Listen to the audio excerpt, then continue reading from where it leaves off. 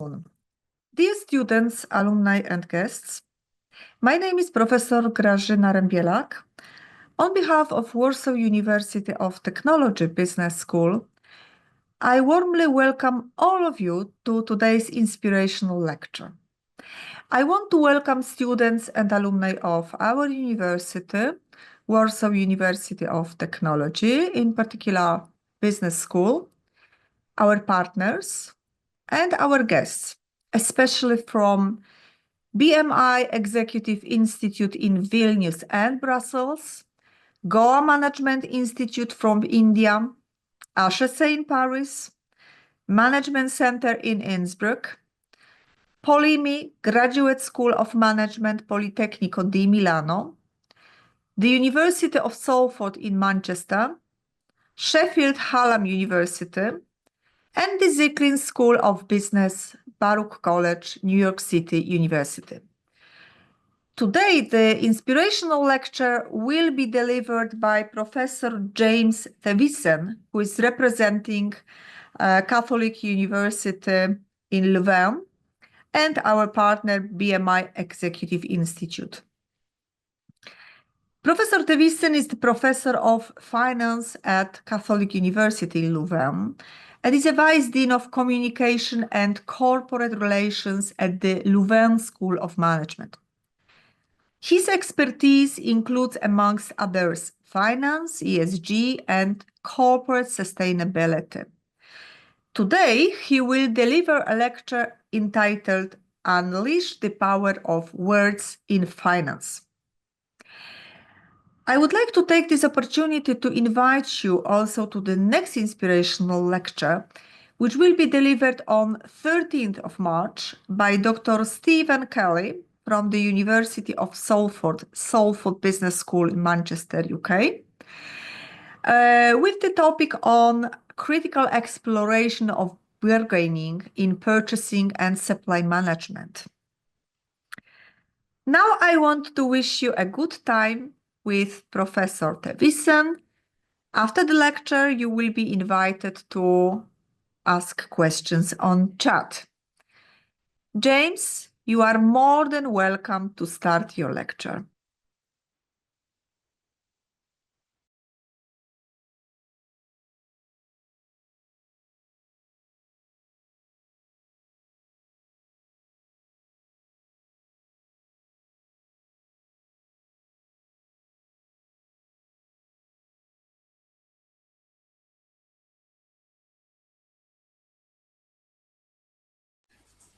All right, thank you. Let me share my screen. Here we go. All right, thank you so much. Thank you so much, everyone, for being here. Thank you so much for having me here today. So I'm very excited to be here to be discussing one of the topics I've been working on over the last 10 years. First of all, my name is James Thewissen. I'm a professor of finance, like has been introduced a minute ago. I work and I teach at the University of Louvain, located in Belgium, close to Brussels. I'm personally half Irish and half Belgian. I live in Brussels, and most of my research actually focuses on the development of artificial intelligence tools to extract information from unstructured data in corporate disclosures. So we've been working on that for, let's say, the last 10, 15 years. It's been intense work. We've discovered a lot of great things, some of the things I will be talking about here. And this actually led to the creation of the company JTEX, which actually provides consulting services to companies on how to optimize the reporting of unstructured data to their investors. We work together with these companies, but also with the regulator who's very interested in our work, ESMA, FSMA, the National Bank of Belgium, of course, and the European Commission in particular. When I was approached to actually give an inspirational lecture today, I was like, okay, well, what topic should I basically talk about? What topic would actually interest people in today's world? What topic would actually cover a broad enough area of expertise and interest to actually catch your attention. I could have talked about very specific niche research in accounting. I could have talked about real estate. I could have talked about other things that are of great interest to me. But what I decided to talk about today is something that would actually, and I hope, interest a lot of you. It's actually a mix of different topics that I think are central today in our society, and even more so over the last few weeks with the elections of Trump and whatever is happening in the world today with Russia, China, Europe, and the US. Today, what I'm going to talk about is artificial intelligence, data sciences, financial theory, but also the protection of the environment, but also the society overall. That includes you and me as human beings. The world has changed, and even more so over the last few weeks. If you were to just think about the world how it was during COVID and today, there's a huge gap. Today, what we need to do is protect jobs, protect people. We need to protect the employees. We need to protect their rights. We need to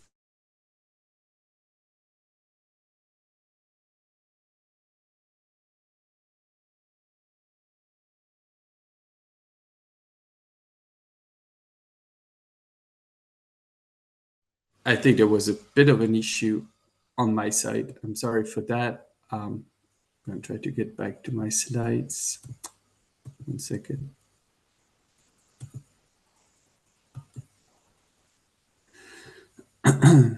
Sorry for that.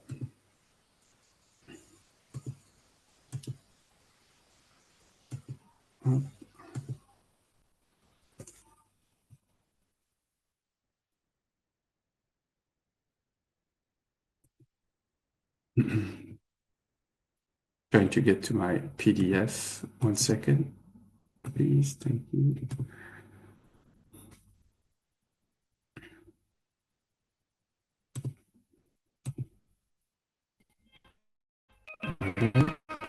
Okay. 1 second.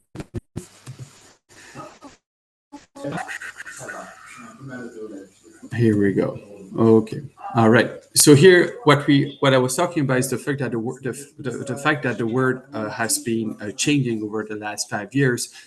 There's been a lot of changes regarding jobs. There's a lot more precarity in the jobs with the development of AI, where people are actually who have like more standardized jobs tend to lose their job because we have a much cheaper alternative today.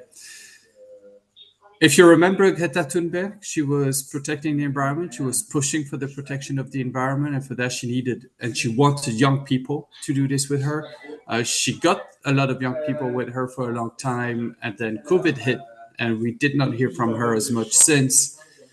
You probably heard about the fires in California over the last few months. This is also a sign that there is something changing with the climate and the fact that we don't have enough water resources and so forth. Things are changing. Things are changing quite fast, and we need to do something about it because we can actually see the things coming to us. Unlike the dinosaurs who could not see the comet falling down on them, we can actually foresee what is actually going on with the world, and we can definitely do something about it. If nothing is done, that would cause eventually an increase in temperatures by 3 centigrade, which is going to have natural consequences, social threats, threats to businesses, and of course, territorial threats. Because of course, the change in climate is not just going to have consequences on wildlife or drought, but it's also going to have consequences socially on health, employment, education. It's also going to have threats on the business, on the stock market, but also territorial threats. You can think today, for instance, about Trump and his views on Greenland. I mean, can we imagine that 5 years ago that the American president wants to buy Greenland? So today it's particularly interesting to see how these climate change is actually leading to such territorial threats. Let's think about what's going to happen whenever Antarctica is going to be melting a little bit more regarding the threats on that continent.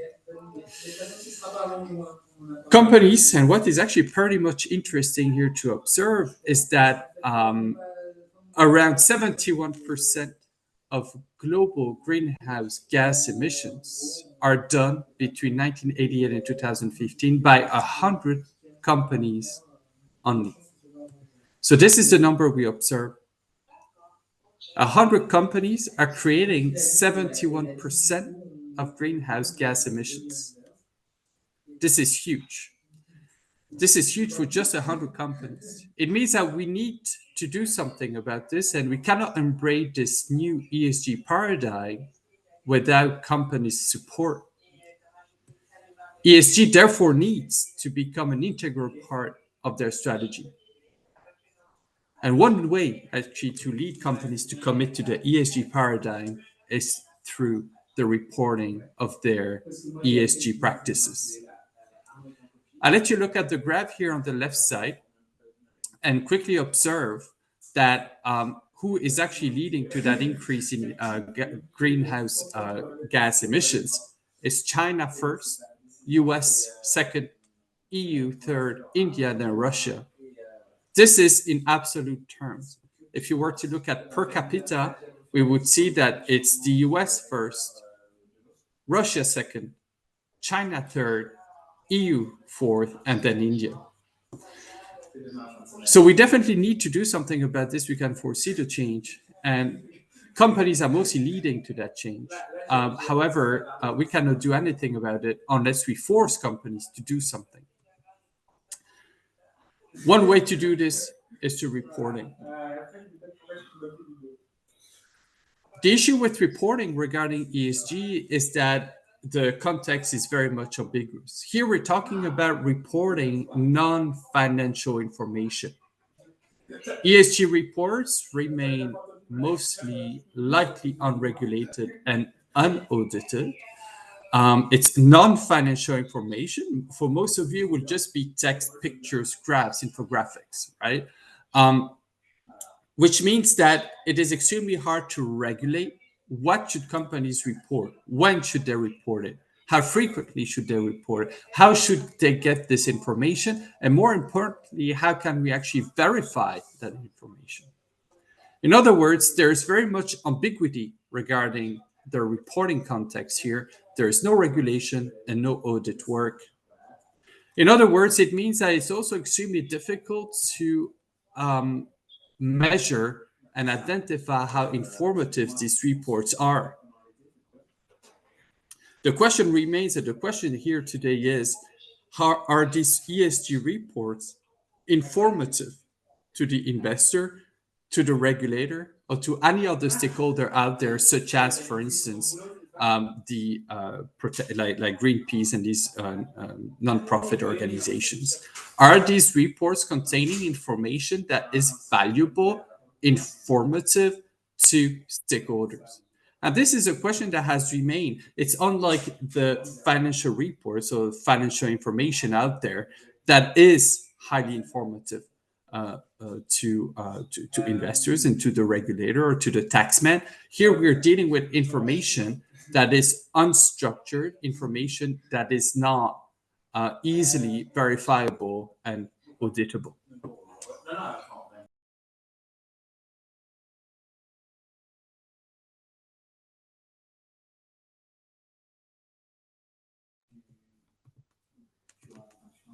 All right, so the information here will be that given this lack of standardization, the question remains whether ESG reports are of value relevance, and whether we can actually use this for greenwashing or not.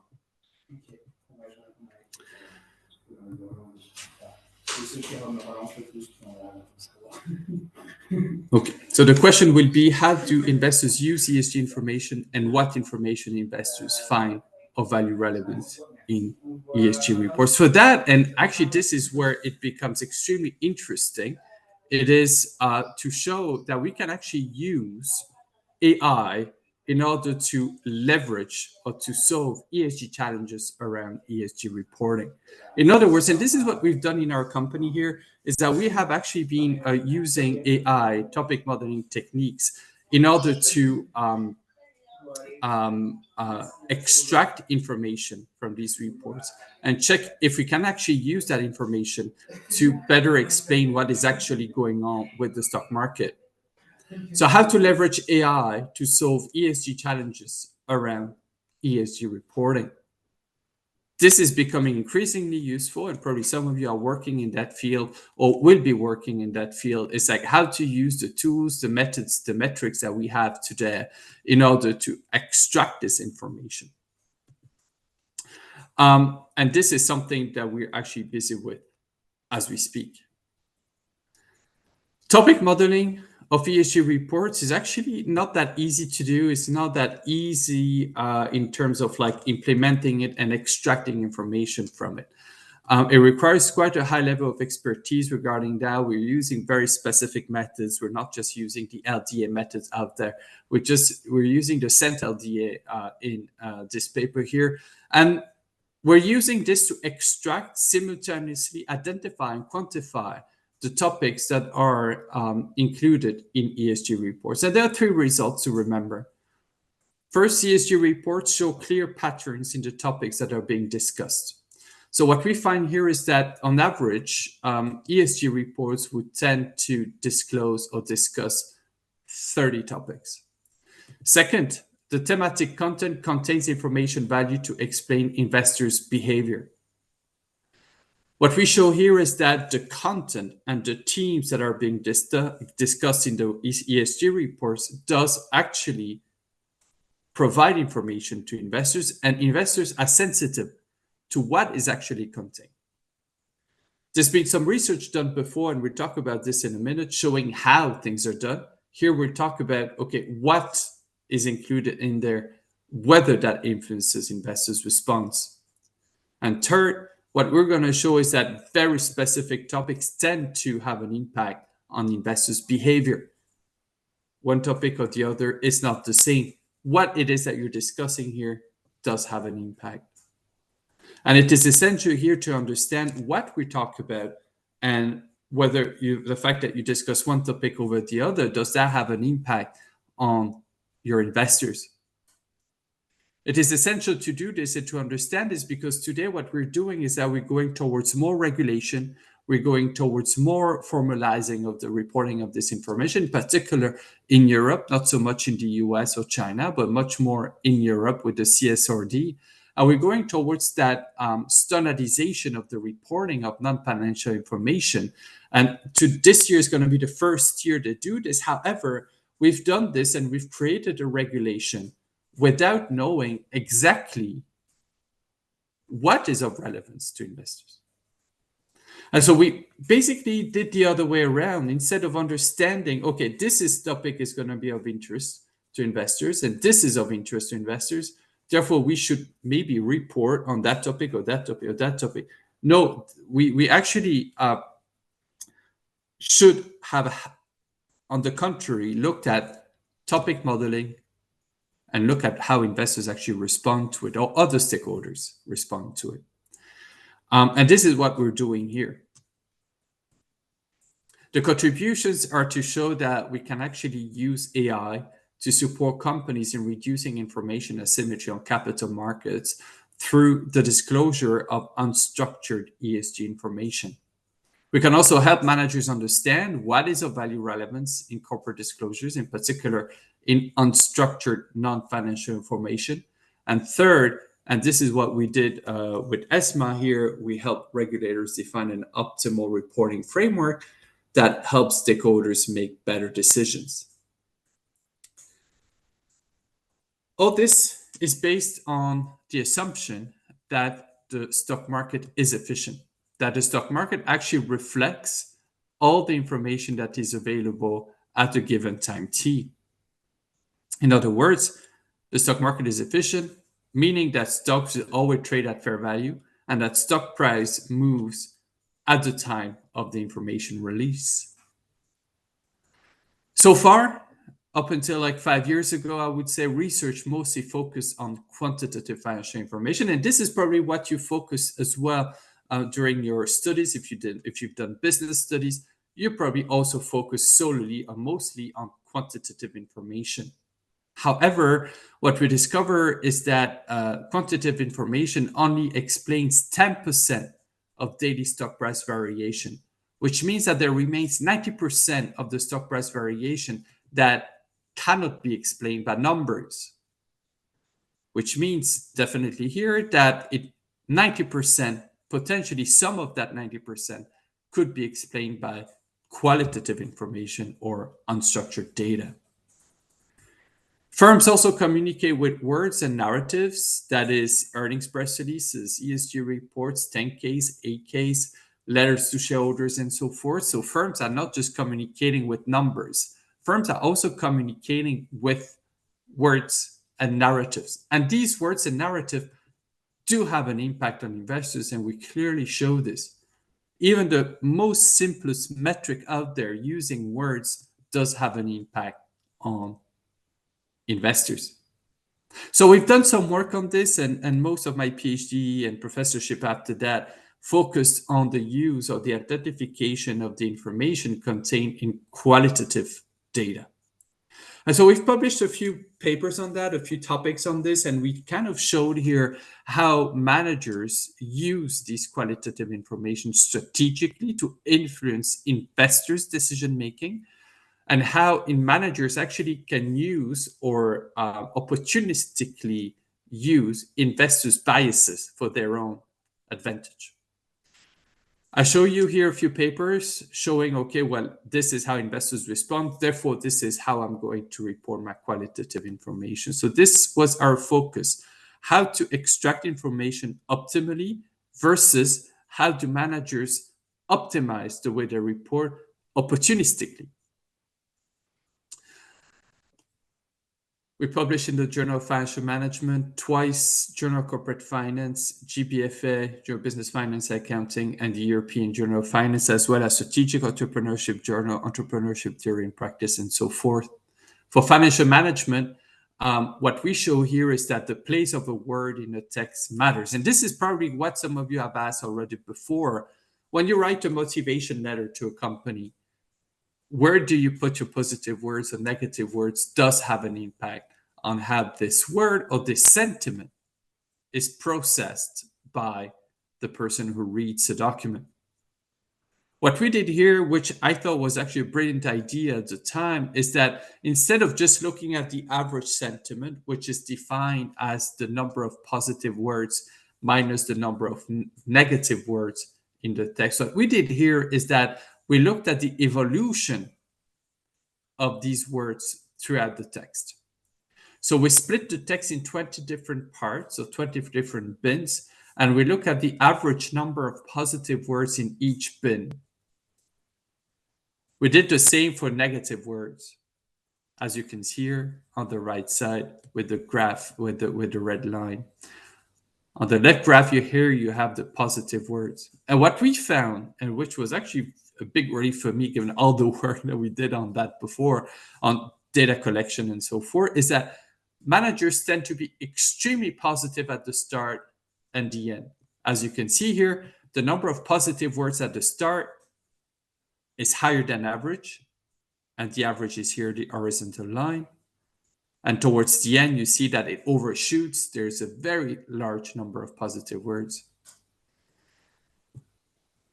Here, if you take this one, it's a bit more obvious here than on the one on top left, on top right, top left, below left here, the one that I highlight.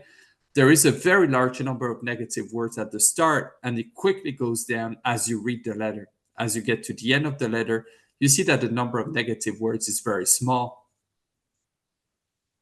What is actually interesting is that this pattern is very robust across different disclosures, but it's also robust over time and for different managers. So there definitely exists here a strategy or an optimal way to report information to investors.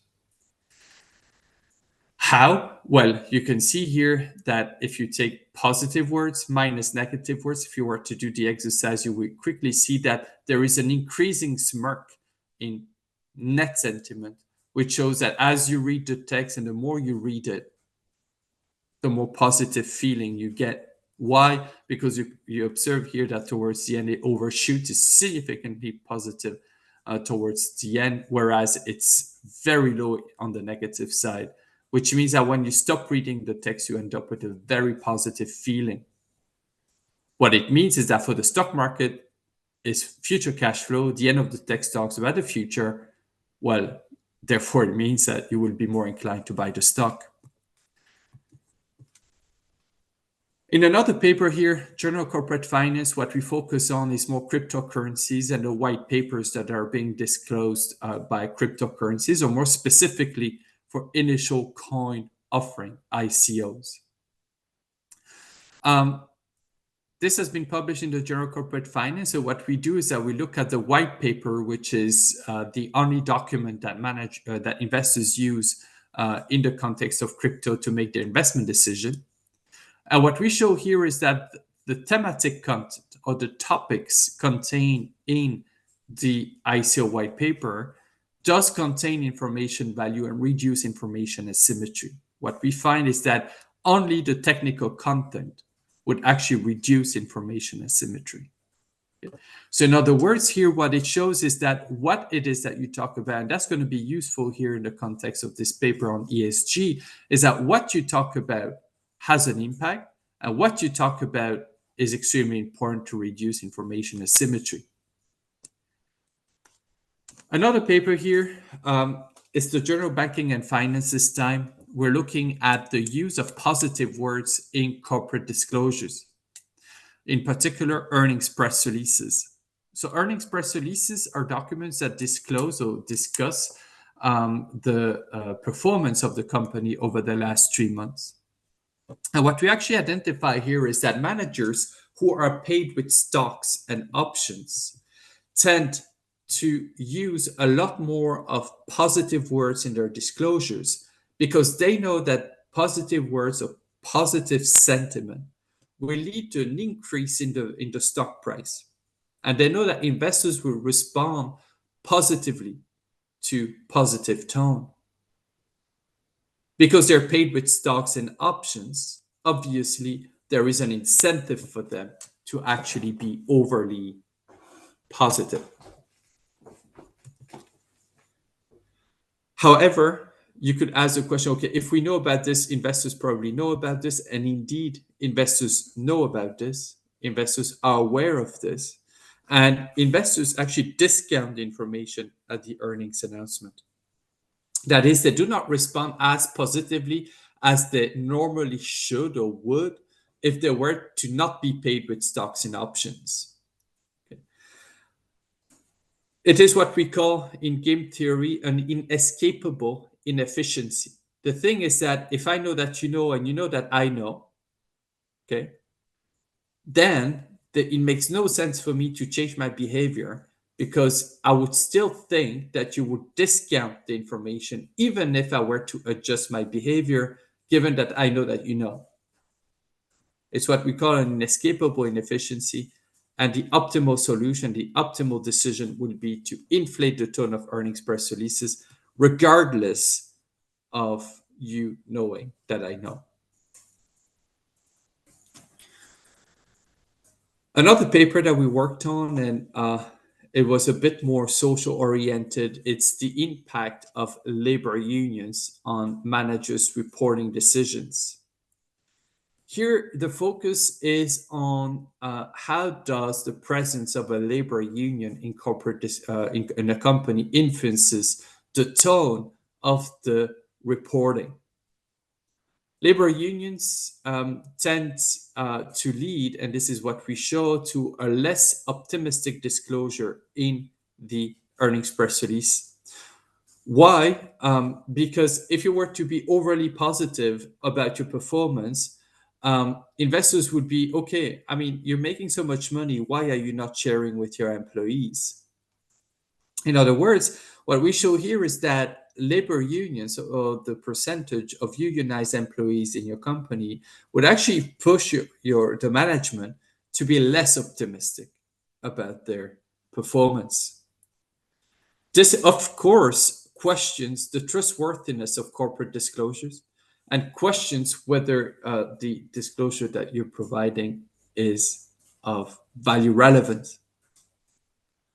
Another paper that we published not so long ago, I believe it was in 2023 or 2022, focuses again on cryptocurrencies. And why did we focus on cryptocurrencies in this case? Is because we're looking at the use or the presence and the impact of linguistic errors in corporate disclosures. In other words, we're looking at white papers. So these white papers are written by, let's say, the average Joe out there in the crypto world. So it's a person writing this.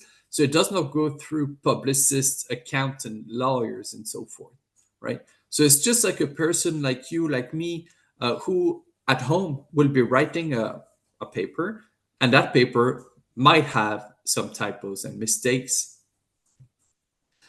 So what we're looking at here is, okay, well, we've observed quite a lot of typos and linguistic errors in the document here. And interestingly, nobody so far in the literature has looked into the impact of these linguistic errors on investors' response or investors' behavior. So it's extremely interesting to see that actually investors, or the people who read those documents, here in the case of white papers, which is kind of like a prospectus for the ICO, they are extremely sensitive to the presence of linguistic errors in the document. We find here that close to 83% of white papers have at least one linguistic error, and that the one standard deviation increase in linguistic errors leads to a decrease of 36% in funding. In other words, and that's what we conclude the paper with, this pretty long paper, it has a lot of tests, that linguistic errors are red flags that affect decision making.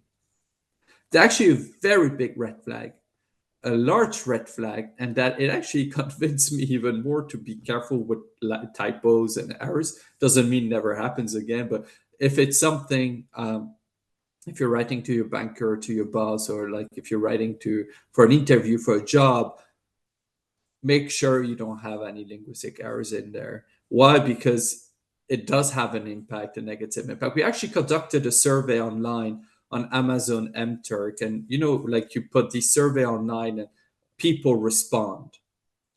And it's just like anybody out there in the world that could actually respond. And what we find, and we asked them, okay, what would you invest in this ICO? And we had ICOs with a lot of typos and ICOs with few typos or no typos. And the major comment that came back was, no, we're not going to invest in this because it contains too many typos. So it's just the average person out there. We don't really know, like we have some indication, but we don't really know for sure their degree and whether they have a degree education or not, where they're from and so forth. Still, regardless of their background, they find that having linguistic errors in a prospectus is a very negative signal. Another result that we have from this paper is that grammatical mistakes or grammatical errors are even more negative than just like, you type on your computer and you swipe two letters. Fair enough, it happens to everybody. But if you were to make grammatical mistakes, it would show that your cognition and that you did not process a rule, and therefore that would have a larger impact on people's opinion about your project. And now I will finish with this paper that we published in a journal in the FT50, which is basically a sense of risk, responses to crowdfunding risk disclosures. So this paper here, we spent a long time writing this together with my colleagues from UIC Chicago and Michigan State University with Annalena and Prabal, who's working also at UCLouvain.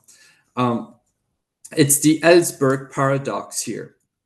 If you're an entrepreneur, should you report on your risk and the risks of your business? The question here is, a lot of people would say, okay, the risk that I encounter is a negative message. A risk of going bankrupt, a risk of being delayed with the delivery, a risk to I have some risk regarding the quality of my production. This is all, it's not positive news, right? Talking about risk. It's something, okay, a risk of having this, a risk of having that, therefore it might lead to a negative consequence.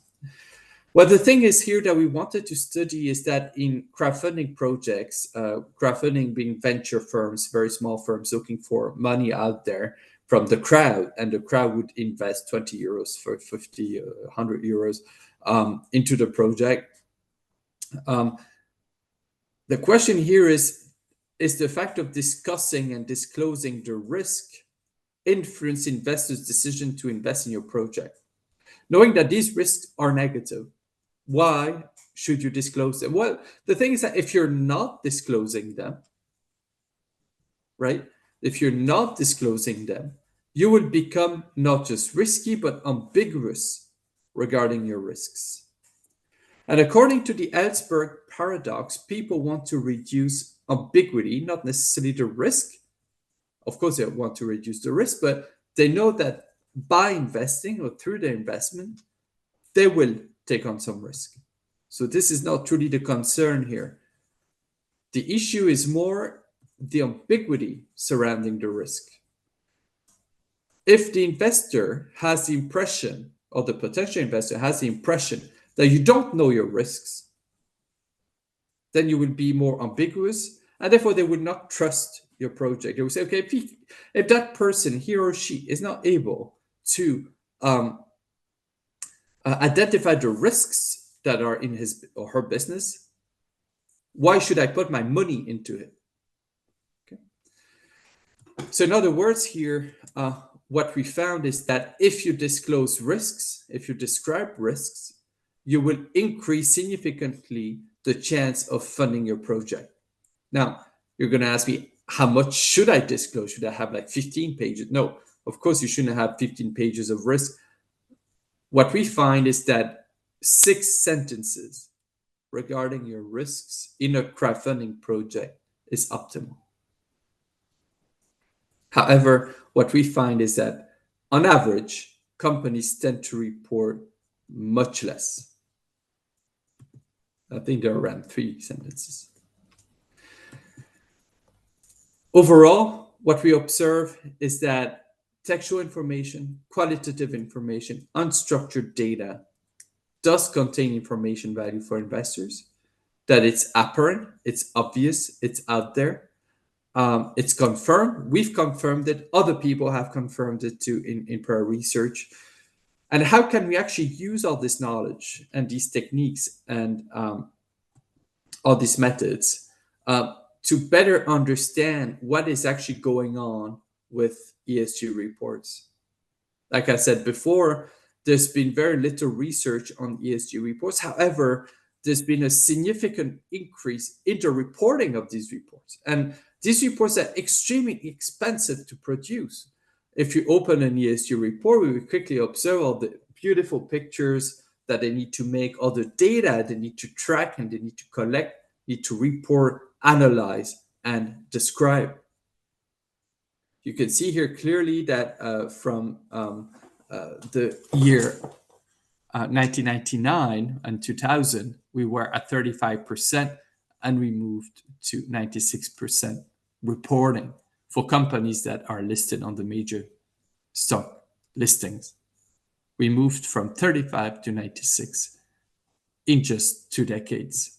So in other words, it is more the norm today to report and not to report. And people would be asking you why you don't report more than why you actually do report. However, it's an interesting question because we don't really know whether these reports do contain information value or not. Again, if you open one of these reports, you will quickly observe that there is a substantial diversity in the content, the length, the performance indicators, and the topics mentioned in ESG reports. There is a clear need to standardize, which is what the EU has started doing with the CSRD. There are many standards that do exist, but each of them has a different purpose. Each of them has a different impact, and some of them are not as relevant as they used to be. In addition, there is no control mechanism, and it's just like your taxes. If nobody checks your taxes, what's your incentive to actually report your income? So here, there is no control mechanism, which obviously leads to opportunistic reporting. In other words, are these documents informative or relevant to stakeholders? Of course, we're not the first ones to look at this. There exists plenty of other literature looking into this, who has looked into ESG reports. However, the focus has been on whether reporting an ESG report is interesting economically. There's been very little work on what is contained in the report. And this is one of the major shortcomings.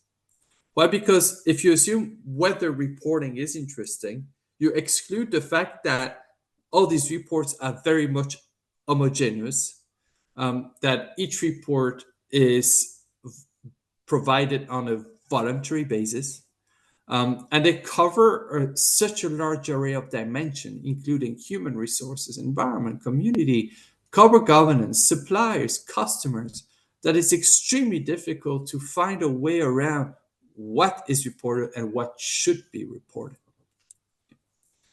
And this is a first step towards that direction.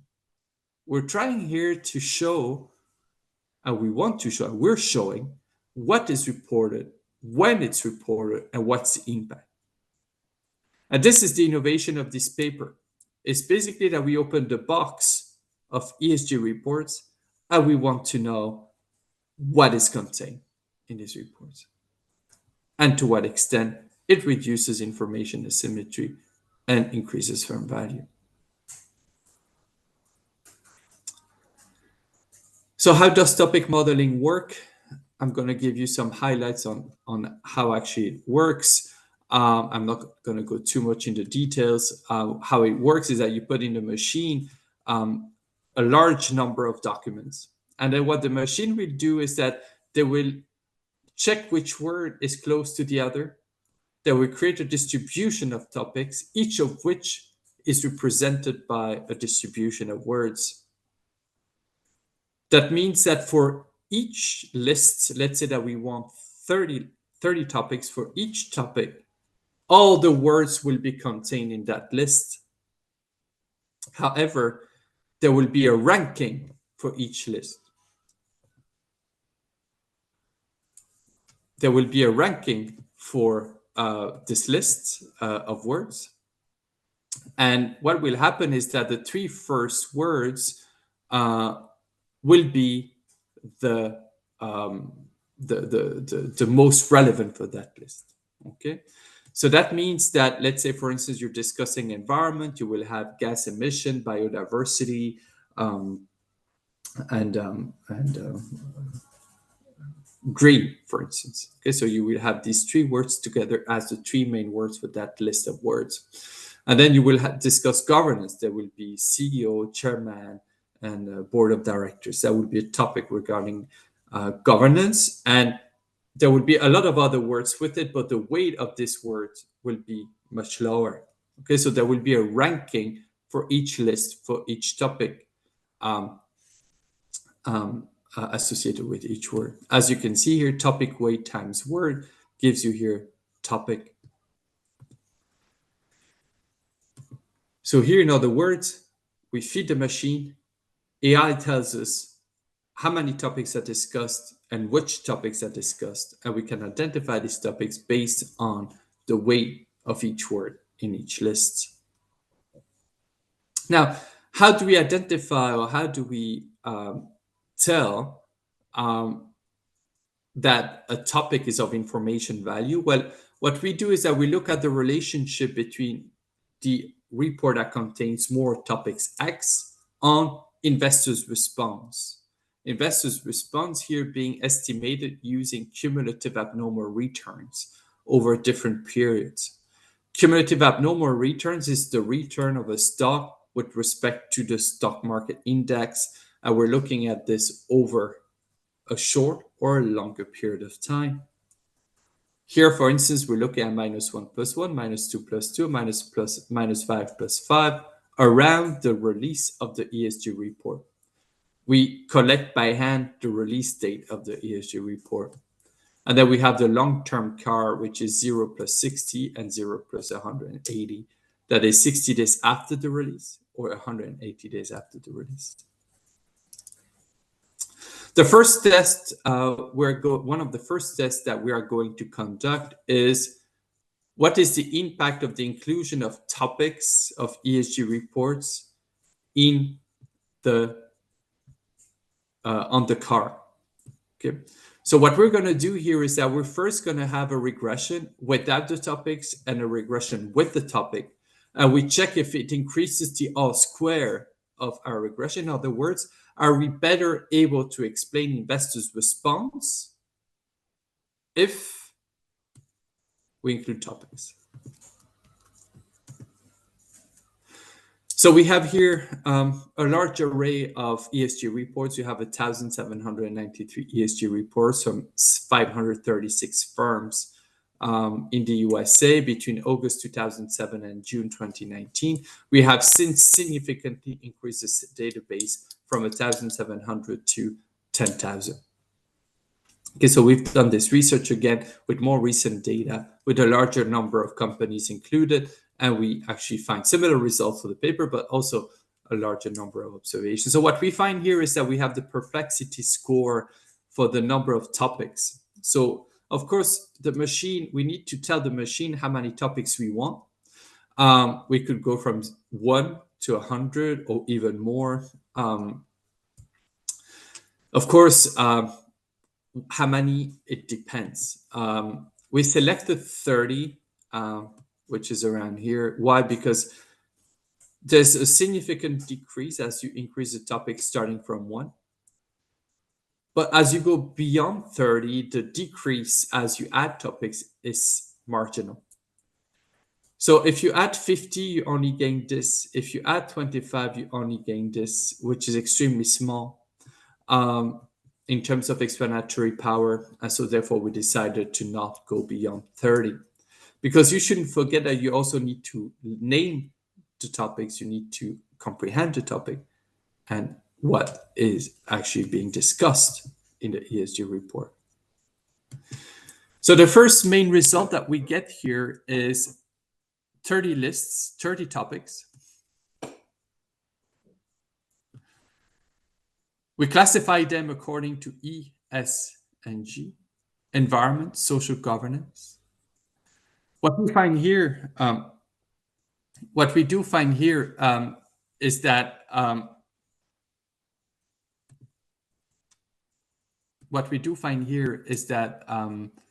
energy efficiency is one of the mostly discussed topics, but together with emissions. As you can see here, on average, there are 34 sentences regarding emissions. So you have two main topics: emission and energy efficiency. Regarding social, what we observe here is that work culture seems to be number 1. The second in social would be safety standards. And regarding governance, what we observe is that training and transparency, as well as community, are number 1 topics. What we overall find is that there is, on average, a very close number of topics. It's evenly distributed, about 1/3 for environment, 1/3 social, and 1/3 governance. I spare you the details on this because time is running. It's the network graphs that actually show that topics are very close to each other, or that the words are very close to each other, which actually supports our approach. And actually, what I thought was more interesting even is the evolution over time of ESG. Why? Because trends are changing. There's been a resurgence of social topics recently. And we can think about the Me Too movement, Black Lives Matters, and so forth, which are important questions, essential, central questions today in the society. And as you can see here, it has been increasingly discussed over the last few years at the cost of the environment, which has significantly decreased. As you can see here, it went from 40% maximum in the years 2013 and then went down below 35% in 2019. So in other words, here you can clearly see that there are trends in the society and mostly trends pushed by the E and the S. Regarding the G, it's always very low. It doesn't change much. And one of the reasons being that G is discussed in other types of disclosures. So what we can clearly see here is that the trends in the society are being reported in the reports as well. And that depending upon when you are, you have a bigger focus on the E or the S. So the first result that we get is to show that whether including ESG topics increases the explanatory power of your model, and whether including topics, so taking care of topics, reduces information asymmetry. In other words, what you disclose, does it have an impact on the information asymmetry? Yes, it does. And as per the details, the technical details, what we find here is that it reduces significantly information asymmetry on the market. Now, if you were to ask me, okay, but which is actually leading? What we find is that environmental performance reduces information asymmetry. Social increases information asymmetry, and governance has no impact. Governance has no impact, like I said before, because it is being discussed in other types of disclosures. It's an old topic. It's a topic that's been tackled in the years 2000 with Enron and work on bubbles. Social is new. It's a new topic. That's why it increases information asymmetry. Why? Because investors don't know how to tackle that information. They don't know how to manage the information they receive regarding social. It's recent, as you can see. Social has picked up very recently, right? So there is information out there. It's information that in some cases can be more subjective, but also investors are not aware or are not 100% certain on how to process the information. It's also information that is not standardized across industries. And therefore, if one industry reports it, does it mean the same for another industry? Regarding the environment, things are a bit different here. We find that the E does reduce information asymmetry, and the explanation being that environment has been around much longer and that it helps observe the risk regarding, for instance, oil spill and so forth, and therefore reduces asymmetry on the market. And this is valid for both short and long term. What we also observe here is that if you were to split things according to the industry, chemicals, computers, durable, financial, food, blah, blah, blah, all these industries, they all have like a different type of topic they're interested in and that is of value relevance to them. And of course, this result needs to be tailored down towards, okay, how many, which industry you're in, and therefore what topic should you be discussing. So if you work in a specific industry, then maybe it's a different topic than another, but it's easily identifiable which topic should be of interest to your industry or to your company in particular, based on this topic modeling technique.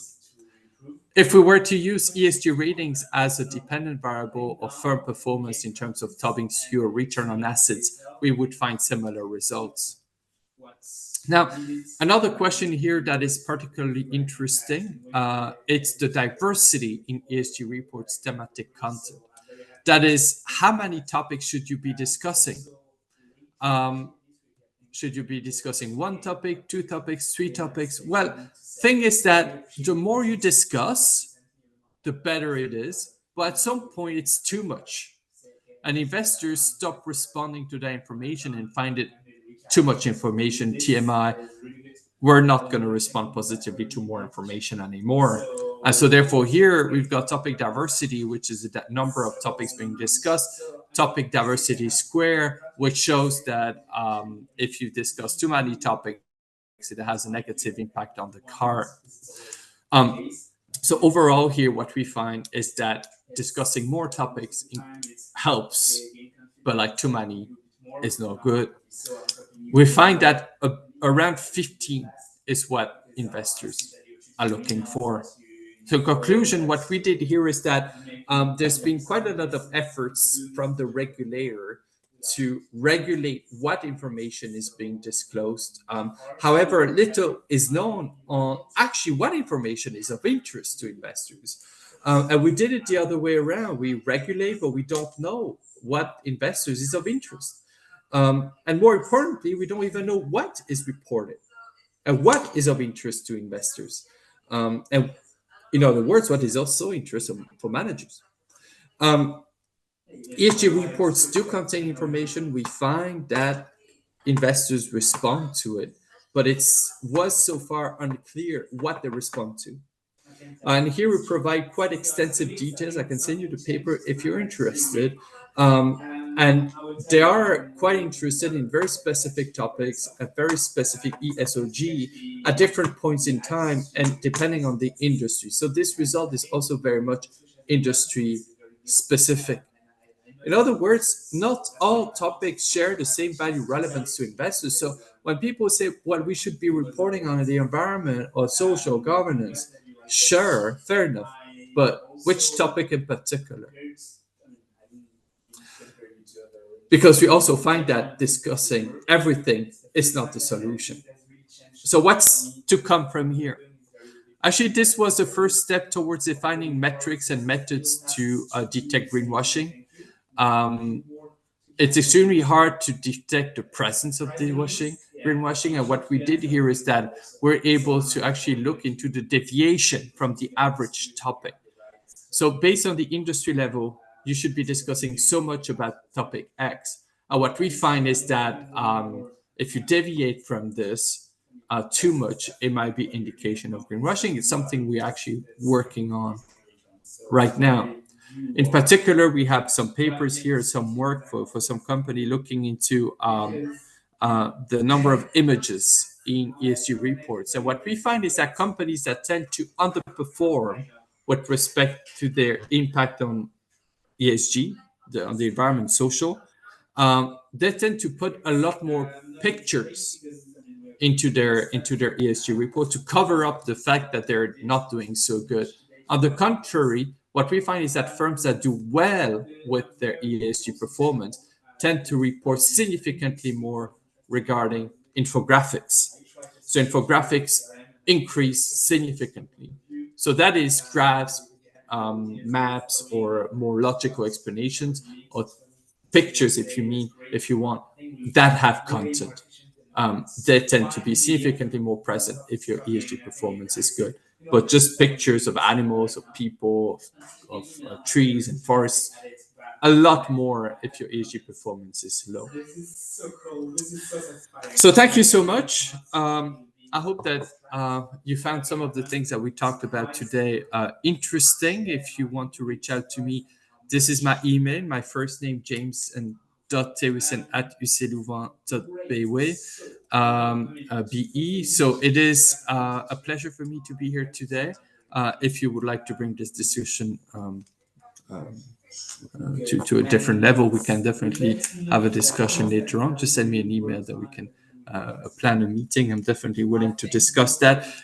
It's a topic that I've been very much interested in. There's so much to be done.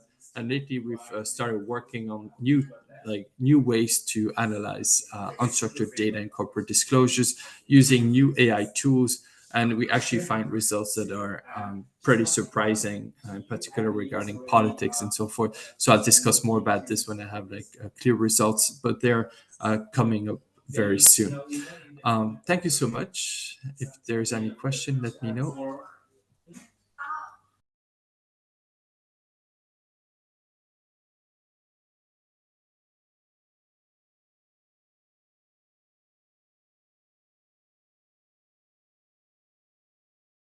If there's no question, I suggest we...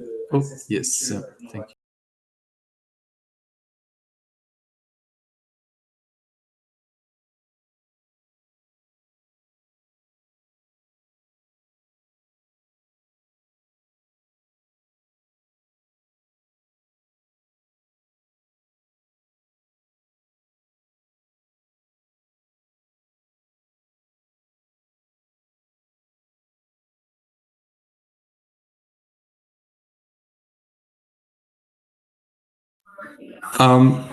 So the wording does change, indeed. We conducted actually. Well, it's an interesting comment. Thank you so much. So what we did is that we tried actually to conduct the topic modeling per year, to see the change in topics over time, but like based on each year individually. And it was interesting. There were two things. The first difficulty here is that the number of data points is not big enough for us to really draw robust conclusions, especially that topic modeling is very data intensive. But we actually found that the topics were more or less similar in terms of like the wording used was very similar over time. So it's often the same words that come back, and there has not been a significant change, at least not picked up by the model. So that's something that we that we found.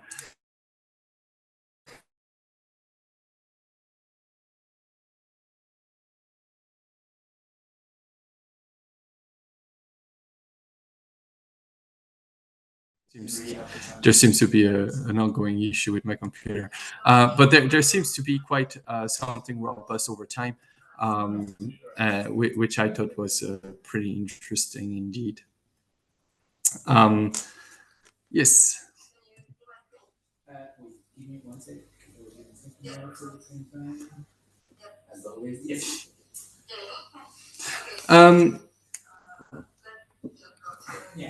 We find that it does have an impact, GRI or other GRI, TSCF, and so forth. They do have an influence on ESG reporting practices. And what we actually found is that CSRD is making reports less optimistic. They're less positive. I'm not saying they're pessimistic. They're less positive, and also much longer. My job here will be to look into whether CSRD has led to an increase in informativeness.